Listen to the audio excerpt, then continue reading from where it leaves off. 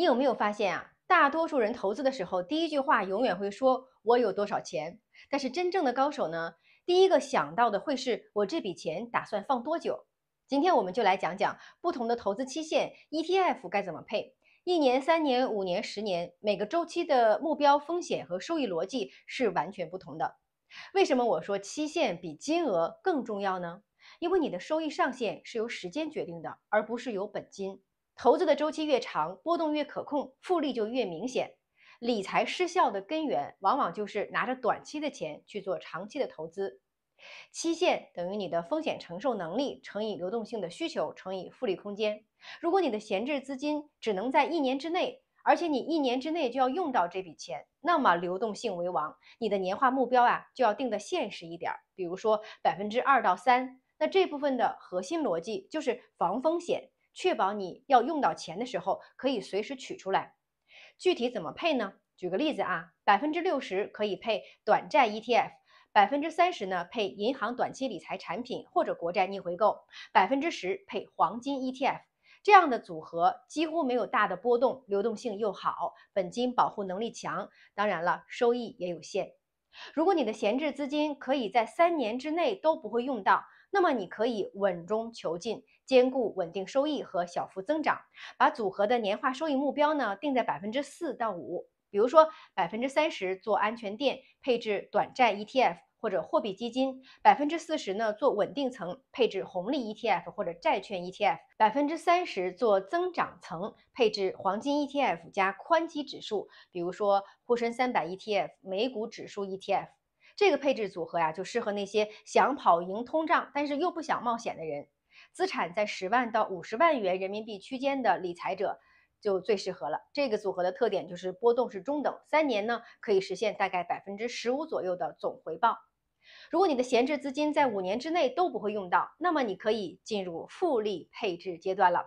复利开始显效了，增长的资产呢要占主导的地位，你的年化目标可以定在7%到8%。那这个组合呢，就适合那些有稳定收入、想稳步积累人生第一桶金的朋友们。组合举例20%配美股短债 ETF，30%配红利 ETF，加上价值 ETF，30%配全球宽基指数，比如说标普500 ETF，20%呢配黄金 ETF 或者商品 ETF。这个组合的特点就是收益相对会高，但是波动也高，可是长期的胜率会明显提升。那么如果你的闲置资金在10年之内都不会用到，该怎么配呢？这类投资才真正可以被称为资产的增长型配置，让时间成为你最大的杠杆，你的年化收益目标可以定在9%到12%了。这个配置组合适合那些对投资有耐心、对投资理解深刻，或者年轻的投资朋友们，或者你财富积累很多的人。其实呢，越是财富体量大的人闲置资产多的人，他们的耐心会越久，而时间往往会平滑收益曲线，奖励这些时间的朋友。